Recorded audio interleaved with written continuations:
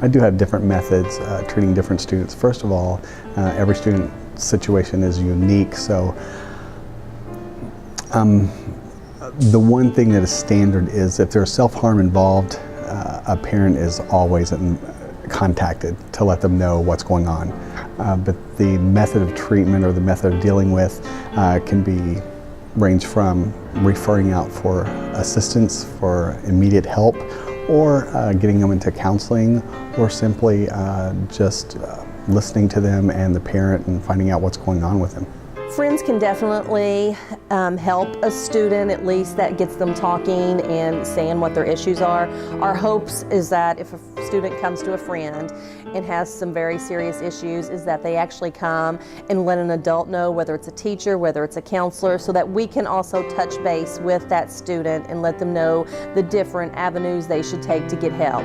So friends can be a good resource in that they are there with that student and they do have that connection and bond, but it's also at the same time the friend may not know how to deal with the severity of the issue and should definitely refer and let an adult know. The best way to help someone is to listen.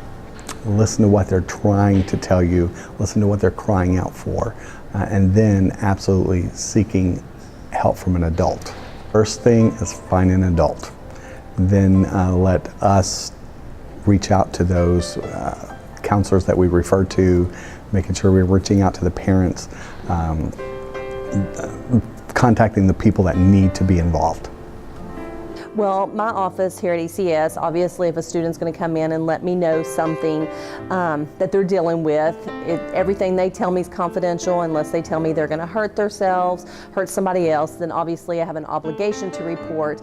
But everything they say is confidential. They can talk to me in my office behind closed doors and we can work out any problems.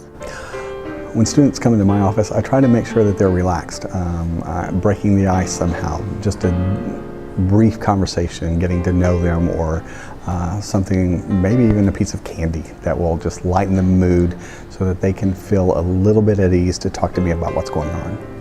My message to students who are self-harming and thinking about suicide is just to look at everything, talk to an adult, because it seems like things may not be as they are and they cannot get better, but I can promise them there's always a solution. There's always something we can work out, and even though it may seem like they're at the bottom of the barrel, that things will not get better, we can work on ways. I mean, things will get better. They do not need to choose the drastic choice of self-harming and suicide for those problems. We can work it out. I can promise them that. First of all, it doesn't fix anything. So make sure the first thing you do is seek help.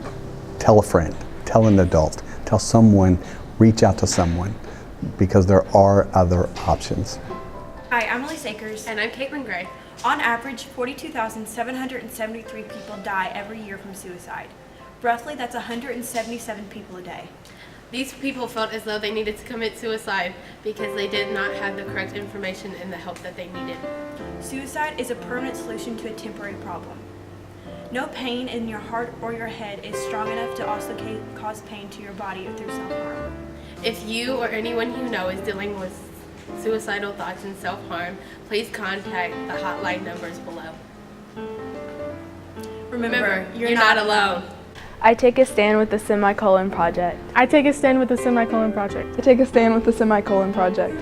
I take a stand with the Semicolon Project. I take a stand with the Semicolon Project. I take a stand with the Semicolon Project. I take a stand with the Semicolon Project. I take a stand with the Semicolon Project. I take a stand with the Semicolon Project. We take a stand with the Semicolon Project.